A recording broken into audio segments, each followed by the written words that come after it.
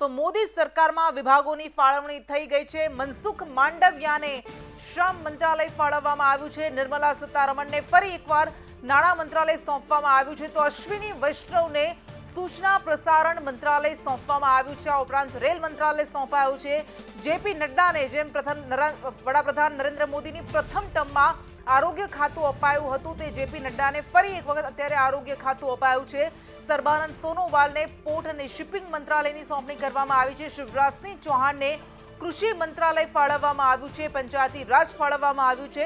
તો જીતનરામ માંઝીને લઘુ ઉદ્યોગ મંત્રાલયની ફાળવણી કરાય છે। મનોહરલાલ ખટ્ટરને 2 મંત્રાલય ફાળવવામાં આવ્યા છે। મનોહરલાલ ખટ્ટરને શહેરી વિકાસ અને ઉર્જા મંત્રાલય ફાળવવામાં આવ્યું છે। તો અમિત શાહ ફરી એક વખત કેન્દ્રીય ગૃહમંત્રી બન્યા છે। રાજનાથસિંહને રક્ષા મંત્રાલય ફાળવવામાં આવ્યું છે। નીતિન ગડકરીને માર્ગ અને પરિવહન વિભાગ ફાળવવામાં આવ્યું છે। તો અજય ટમટાને માર્ગ અને પરિવહન રાજ્યમંત્રી બનાવવામાં આવ્યા છે અને હર્ષ મલ્હોત્રાને પણ માર્ગ અને પરિવહન રાજ્યમંત્રી બનાવવામાં આવ્યા છે। તે નીતિન ગડકરીને 2 રાજ્યમંત્રી સોંપવામાં આવ્યા છે, એમની ફાળવણી કરાઈ છે। એસ જયશંકરને ફરીથી વિદેશ મંત્રાલય સોંપવામાં આવ્યું છે। ધર્મેન્દ્ર પ્રધાનને કેન્દ્રીય શિક્ષણ મંત્રાલય ફાળવવામાં આવ્યું છે। રામ મોહન નાયડુને નાગરિક ઉડ્ડયન મંત્રાલયની ફાળવણી કરવામાં આવી છે। તો કિરણ રિજિજુને સંસદીય બાબતોના મંત્રી બનાવવામાં આવ્યા છે। ગજેન્દ્ર શેખાવતને સંસ્કૃતિ અને પ્રવાસન મંત્રાલય, જ્યારે ચિરાગ પાસવાનને રમત ગમત અને યુથ મંત્રાલય ફાળવવામાં આવ્યું છે। અન્નપૂર્ણા દેવીને મહિલા અને બાળ વિકાસ મંત્રાલય આપવામાં આવ્યું છે। તો રવનીત બિટ્ટુને અલ્પસંખ્યક રાજ્યમંત્રી બનાવવામાં આવ્યા છે। આ વિભાગોની ફાળવણી થઈ ગઈ છે અને ઉચ્ચ જે મોટાભાગના ટોપ વિભાગો છે તે યથાવત રાખવામાં આવ્યા છે। ફરી એક વખત અમિત શાહને કેન્દ્રીય ગૃહમંત્રી બનાવવામાં આવ્યા છે। એસ જયશંકરને વિદેશ મંત્રી બનાવવામાં આવ્યા છે। રાજનાથસિંહને રક્ષા મંત્રી બનાવવામાં આવ્યા છે। તો નિર્મલા સીતારમણને નાણાં મંત્રી બનાવવામાં આવ્યા છે। રામમોહન નાયડુને નાગરિક ઉડ્ડયન મંત્રાલય સોંપવામાં આવ્યું છે। ગજેન્દ્ર શેખાવતને સંસ્કૃતિ મંત્રાલય, ચિરાગ પાસવાનને યુવા નેતા છે, તેમને રમત ગમત અને યુથ મંત્રાલય સોંપવામાં આવ્યું છે। તો અન્નપૂર્ણા દેવીને મહિલા અને બાળ વિકાસ મંત્રાલય ફાળવવામાં આવ્યું છે। રવનીત બિટ્ટુને અલ્પસંખ્યક રાજ્યમંત્રી સોંપવામાં આવ્યું છે, અલ્પસંખ્યક રાજ્યમંત્રી બનાવવામાં આવ્યા છે। કિરણ રિજિજુને સંસદીય બાબતોના મંત્રી બનાવવામાં આવ્યા છે। આ તમામ મોટા નેતાઓ કે જેમને ફાળવણી કરવામાં આવી, ગઈકાલે તેમણે શપથ ગ્રહણ કર્યા હતા। આજે આ વિભાગોની ફાળવણી થઈ ગઈ છે। સીઆર પાટીલને જળ શક્તિ મંત્રાલયની ફાળવણી કરાઈ છે। મનસુખ માંડવિયાને શ્રમ મંત્રાલય। વધુ વિગત સાથે સંવાદદાતા અજય યાદવ अपने साथ जोड़ाई गया है। अजय, क्या अपडेट, क्या ज्यादा जानकारी विभागों को लेकर? देखिए, मंत्रालयों का जो बंटवारा हुआ है उसमें जो भी अभी तक लिस्ट आई है उस लिस्ट के मुताबिक अगर बात करें तो अमूमन प्रधानमंत्री नरेंद्र मोदी की तरफ से आज कैबिनेट में कहा गया कि जो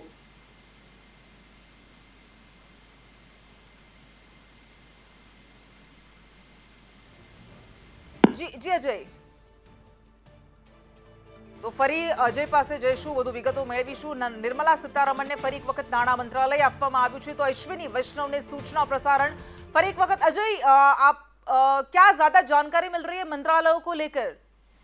देखिए, मंत्रालयों को लेकर के अगर बात करें तो प्रधानमंत्री नरेंद्र मोदी की तरफ से आज कैबिनेट में खुद खोल करके कहा गया कि जो लोग जिस मंत्रालय के लिए काम कर रहे थे वो उसी मंत्रालय के लिए काम करते रहेंगे। बहुत कम फेरबदल किए गए हैं। उसके हिसाब से अगर बात करें तो जो नितिन गडकरी जो है वो सड़क परिवहन, अजय टमटा, हर्ष मल्होत्रा जो है एमओएस बनाए गए हैं। विदेश मंत्री एस जयशंकर है, राजनाथ सिंह रक्षा मंत्रालय के लिए काम कर रहे हैं। निर्मला सीतारमण वित्त मंत्रालय के लिए काम करेंगी। मनोहरलाल खट्टर को ऊर्जा मंत्रालय, शहरी विकास मंत्रालय दिया गया है। तोकर साहू उनके साथ एमओएस बनाए गए हैं। श्रीपाद नाइक भी ऊर्जा मंत्रालय में एमओएस बनाए गए हैं। और निर्मला सीतारमण का नाम तो जानी रही फाइनेंस मिनिस्टर के तौर पर, हरदीप पुरी पेट्रोलियम मिनिस्ट्री में बने रहेंगे। पीयूष गोयल वाणिज्य मंत्रालय के लिए काम करेंगे। लेकिन एक नया बदलाव अगर कहें कि अश्विनी वैष्णव जो कि रेल मंत्रालय में थे, लेकिन रेल मंत्रालय के साथ साथ वो सूचना मंत्रालय में भी रहेंगे, यानी ब्रॉडकास्ट मिनिस्टर वो रहेंगे। शिवराज सिंह चौहान को कृषि मंत्रालय दिया गया है। धर्मेंद्र प्रधान को शिक्षा मंत्रालय दिया गया है। शोभा कंदरलाजे को उद्योग राज्य मंत्री बनाया गया है। जीतनराम मांझी लघु उद्योग बनाया गया है। लेकिन किरण रिजिजू, एक बड़ा फेरबदल है कि उनको संसदीय कार्य मंत्री का जिम्मेदारी सौंपा गया है। सीआर पाटिल जल शक्ति मंत्री बनाए गए हैं। राम मोहन नायडू को नागरिक उड्डयन बनाया गया है। गजेंद्र सिंह शेखावत को संस्कृति मंत्री बनाया गया है। और इसी तरह से भूपेंद्र यादव पर्यावरण। लेकिन एक जो बड़ा बदलाव है कि स्वास्थ्य मंत्री मनसुख मांडविया थे, उनकी जगह जो है जेपी नड्डा आप काम करते हुए दिखाई देंगे। आपको याद होगा कि कल जब हम लोग रिपोर्ट कर रहे थे उसी वक्त इस बात का खुलासा कर दिए थे कि चूंकि स्वास्थ्य मंत्रालय में जेपी नड्डा पहले भी इंटरेस्टेड थे, इसलिए उनको स्वास्थ्य मंत्री बनाया जा सकता है।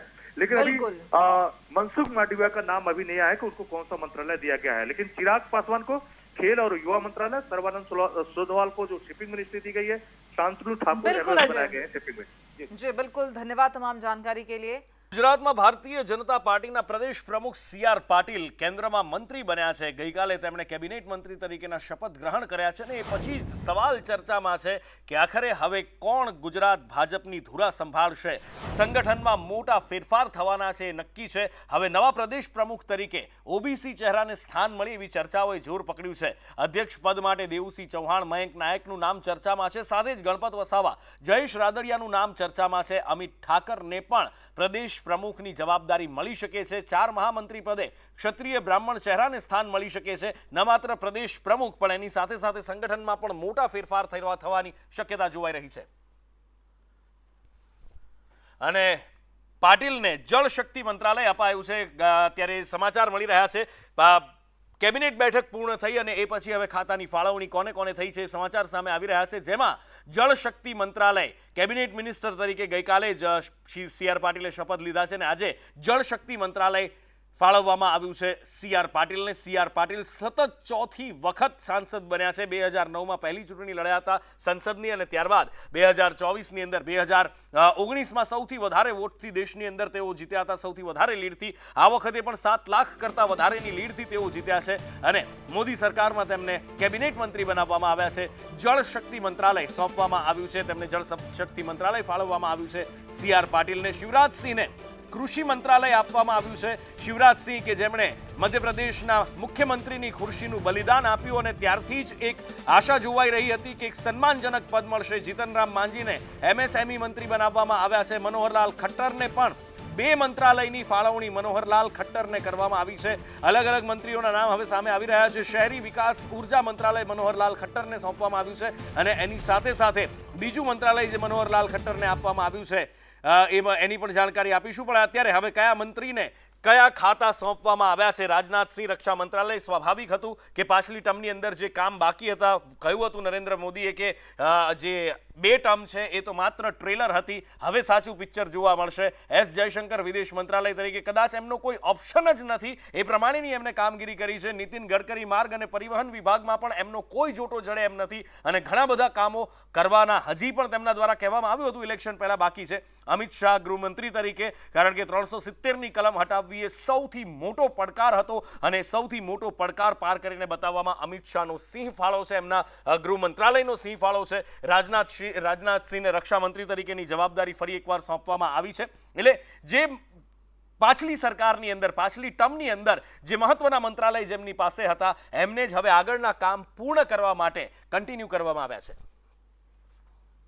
મોદી સરકાર 3.0માં મંત્રીઓને ખાતાની ફાળવણી કરી દેવામાં આવી છે। ગઈકાલે ભવ્યાતિ ભવ્ય શપથવિધિ યોજાઈ અને હવે આજે પહેલી કેબિનેટ મળી હતી, એ કેબિનેટની બેઠક પૂર્ણ થઈ ચૂકી છે અને ખાતાની ફાળવણી મંત્રીઓને કરી દેવામાં આવી છે। જે પ્રમાણે અપેક્ષા હતી એ જ પ્રમાણે ગૃહમંત્રી અમિત શાહ, ફરી એકવાર અમિત શાહને ગૃહ મંત્રાલય સોંપવામાં આવ્યું છે। રાજનાથસિંહ પાસે રક્ષા મંત્રાલય બરકરાર રાખવામાં આવ્યું છે। સાથે જ નિર્મલા સીતારમણ પાસે નાણાં મંત્રાલય બરકરાર રાખવામાં આવ્યું છે। નીતિન ગડકરી પાસે માર્ગ અને પરિવહન વિભાગ હતું અને એ પણ એમની પાસે જ રાખવામાં આવ્યું છે। અજય ટમટાને માર્ગ અને પરિવહનના રાજ્યમંત્રી બનાવવામાં આવ્યા છે। MOS તેમને બનાવવામાં આવ્યા છે। હર્ષ મલ્હોત્રા માર્ગ અને પરિવહનના રાજ્યમંત્રી તેમને બનાવવામાં આવ્યા છે। અજય યાદવ વધુ માહિતી સાથે ફોન ઉપર જોડાયા છે। અજય, નવા મંત્રીઓની શપથવિધિ થઈ, આજે પહેલી કેબિનેટ અને મંત્રીઓને ફાળવણી જે પ્રમાણેની અપેક્ષા હતી એ જ પ્રમાણે ફાળવણી કરવામાં આવી છે, પણ જે નવી એન્ટ્રી થઈ છે, જે નવા ચહેરા છે, કયા કયા મંત્રાલય કોને ફાળવવામાં આવ્યા? देखिए, आधिकारिक तौर पर पूरी लिस्ट आना बाकी है, लेकिन जैसे जैसे मंत्रियों को फोन जा रहा है वैसे वैसे जो उनकी रिलीज है उनके डिपार्टमेंट की तरफ से उसको रिलीज किया गया है। और सबसे पहले जो ट्रांसपोर्ट मिनिस्ट्री का जो ग्रुप है उसमें एक यही खबर आई कि जो ट्रांसपोर्ट मिनिस्टर थे नितिन गडकरी, उनको बरकरार रखा गया है उनके पोस्ट पर, लेकिन अजय टम्टा और हर्ष मल्होत्रा जो MOS हैं उनके साथ काम करते हुए दिखाई देंगे। इसके अलावा माना जा रहा है कि 3-4 मंत्रालय ऐसे हैं जिसको बरकरार रखा जाएगा, उसका भी हालांकि आधिकारिक तौर पर आना बाकी है, जिसमें गृह मंत्री के तौर पर अमित शाह, रक्षा मंत्री के तौर पर राजनाथ सिंह, फाइनेंस मिनिस्टर के तौर पर निर्मला सीतारमण और विदेश मंत्री के तौर पे एस जयशंकर, ये ऐसे नाम है कि जिसको माना जा रहा है कि बरकरार रखा बिल्कुल, जाएगा। बिल्कुल लेकिन अजय। उसमें यह है कि कृषि मंत्रालय और रेल मंत्रालय के सहयोगों को दिया जाएगा, तो ये अभी आधिकारिक लिस्ट का सभी लोगों को इंतजार हो रहा है। जी। बिल्कुल अजय, आप नजर बनाए रखिएगा, आपसे आगे भी संपर्क करते रहेंगे, जानकारी लेते रहेंगे। जानकारी के लिए धन्यवाद। એક મહત્વના સમાચાર મળી રહ્યા છે। ગઈકાલે મોદી અને સહિત 72 મંત્રીઓએ જ્યારે શપથ લીધા ત્યારે હવે વિભાગોની વહેંચણી કરવામાં આવી રહી છે। મોદી સરકારમાં વિભાગોની વહેંચણી કરવામાં આવી રહી છે। કોને કયું ખાતું, કયો વિભાગ સંભાળશે, કયો વ્યક્તિ, તેને લઈને આ વહેંચણી કરવામાં આવી રહી છે। નીતિન ગડકરીને માર્ગ અને પરિવહન વિભાગ સોંપવામાં આવ્યું છે। મોદી સરકારમાં 72 મંત્રીઓ, જેમાં કેન્દ્રીય મંત્રી, રાજ્યકક્ષાના મંત્રીનો હવાલો ગઈકાલે આપી દેવામાં આવ્યો હતો। તમામ લોકોએ શપથ ગ્રહણ કર્યા હતા। અનેક ઓબીસી, અનુસૂચિત જાતિ અને અનુસૂચિત જનજાતિના નેતાઓને પ્રાધાન્ય આપવામાં આવ્યું। અનેક મહિલાઓને પણ સામેલ કરવામાં આવી, મંત્રી પદ આપવામાં આવ્યા અને તે તમામની વચ્ચે હવે વિભાગોની વહેંચણી કરવામાં આવી રહી છે। તમામ જે સાંસદોને મંત્રી પદ આપવામાં આવ્યું છે તેમને કયા કયા ખાતા આપવામાં આવે તેને લઈને અત્યારે વહેંચણી કરવામાં આવી રહી છે, જેમાં નીતિન ગડકરી, જેમને માર્ગ અને પરિવહન વિભાગ સોંપવામાં આવ્યું છે। આ સિવાય અન્ય જે પણ મંત્રીઓના નામ સામે આવ્યા હતા, જેપી નડ્ડા, આ સિવાય રક્ષા મંત્રી રહેલા મંત્રીઓને આ વખતે કયો હવાલો સોંપાશે, નાણામંત્રી રહેલા નિર્મલા સીતારમણને આ વખતે કઈ જવાબદારી સોંપવામાં આવશે, તેના ઉપર સૌ કોઈની નજર ટકેલી છે। આ વખતે ખાતા બદલાય છે કારણ કે આ વખતે ગઠબંધનની સરકાર સામે આવી છે અને તેમાં પણ જેડીયુ અને ટીડીપી આ બંનેના મંત્રીઓને કયા પ્રકારે હવાલા સોંપવામાં આવે છે, જે તેઓની ડિમાન્ડ હતી તેને લઈને કોઈ અનુકૂળતા સર્જાય છે, કયા વિભાગો તેમના મંત્રીઓને સોંપવામાં આવે છે તેને લઈને પણ અનેક અટકણો તેજ થઈ છે। તે તમામની વચ્ચે અત્યારે વિભાગોની વહેંચણી શરૂ કરી દેવામાં આવી છે। આજરોજ કેબિનેટની પ્રથમ બેઠક પણ મળી હતી અને બેઠક બાદ હવે વિભાગોની વહેંચણી કરવામાં આવી રહી છે। કોને કયો હવાલો સોંપવો, કારણ કે આ વખતે ગુજરાતમાંથી પણ અનેક સાંસદો જેમને મંત્રી પદ મળ્યું છે, જે રાજ્યસભાના સાંસદ હોય કે પછી આ વખતે લોકસભાની ચૂંટણીમાં ચૂંટાયેલા સાંસદો, તે તમામને પણ અત્યારે દિલ્હીમાં મંત્રી પદ આપવામાં આવ્યું છે, જેમાં મહિલા તરીકે નીમુબેન બાંભણિયા, જેઓ ભાવનગરના ઉમેદવાર હતા, તેઓ પણ ગઠબંધનના ઉમેદવાર સામે ખૂબ જ જંગી બહુમતીથી જીત્યા હતા, જેથી કરીને તેમને પણ રાજ્યકક્ષાના મંત્રીનું પદ આપવામાં આવ્યું છે। હવે રાજ્યકક્ષામાં તેમને કયો હવાલો આપવામાં આવે છે, કયો વિભાગ તેમના ફાળે જાય છે, તેને લઈને પણ જોવાનું રહેશે। આ સિવાય અનેક એવા મંત્રીઓ છે જેમનું પત્તું આ વખતે કપાયું છે અને નવા મંત્રીઓની આ મંત્રીમંડળની અંદર ઉમેરો કરવામાં આવ્યો છે। તે તમામની વચ્ચે અજય ટમટા, જે માર્ગ અને પરિવહન રાજ્ય મંત્રી તરીકેનો વિભાગ તેમને સોંપવામાં આવ્યો છે। એક તરફ કેન્દ્રીય રાજ્યમંત્રી અને બીજી તરફ રાજ્યમંત્રી।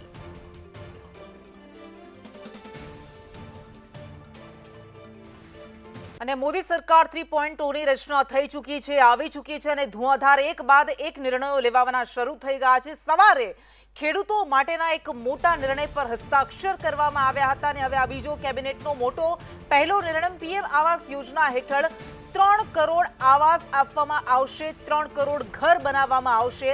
આ મોટો નિર્ણય લેવામાં આવ્યો છે। મોદી કેબિનેટનો આ પ્રથમ મોટો નિર્ણય, મોદી કેબિનેટની અત્યારે બેઠક મળી રહી છે અને અંતર્ગત આ મોટો નિર્ણય લેવામાં આવ્યો છે કે પ્રધાનમંત્રી આવાસ યોજના હેઠળ 3 કરોડ નવા ઘર બનાવવામાં આવશે। 10 વર્ષમાં 4 કરોડ 21 લાખ ઘર બની ચૂક્યા છે અને હવે 3 કરોડ ઘરનું નિર્માણ કરવામાં આવશે, જેનો ફાયદો મોટા ભાગે ગરીબોને આપવામાં આવશે, મધ્યમ વર્ગને આપવામાં આવશે।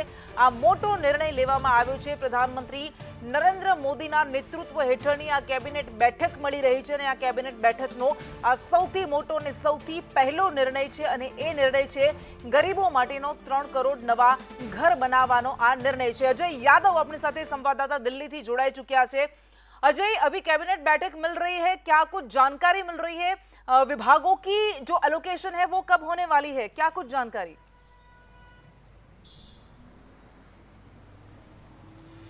देखिए, आज प्रधानमंत्री नरेंद्र मोदी के कार्यक्रम की बात करें तो 10:30 बजे प्रधानमंत्री कार्यालय में प्रधानमंत्री मोदी गए थे और वहां पर जो सबसे पहला निर्णय, जो कि इस बार के इलेक्शन कैंपेन में प्रधानमंत्री नरेंद्र मोदी के द्वारा बार बार दोहराया जाता था कि मोदी सरकार 3.0 के लिए जो 100 दिनों का जो टारगेट है या जो कार्यक्रम है वो तैयार हो चुका है। उसमें सबसे जो बढ़ चढ़ के हिस्सेदारी है प्रधानमंत्री किसान कल्याण निधि, और इसके अलावा जो आम गरीबों के लिए जो घर का जो प्रोजेक्ट है उसको पूरा करने की बात की गई थी। इसी तरह से सूर्यकरण योजना, जिसके तहत बिजली के क्षेत्र में आत्मनिर्भर बनाने की जो लक्ष्य है मोदी सरकार का, तमाम सारी ऐसी योजनाएं हैं जिसमें ये कहा गया था कि 100 दिनों का जो लक्ष्य रखा गया है उसमें इन सब योजनाओं पे काम करना है। तो आज 10:30 बजे जब प्रधानमंत्री नरेंद्र मोदी अपना पदभार ग्रहण किए तो सबसे पहले प्रधानमंत्री कृषि कल्याण की जो 17वीं किस्त है उस पे उनके सिग्नेचर किए गए, और कहा जा रहा है कि इससे 9.3 करोड़ किसानों को सीधे तौर पे फायदा होगा और करीब 20,000 करोड़ का खर्च आएगा।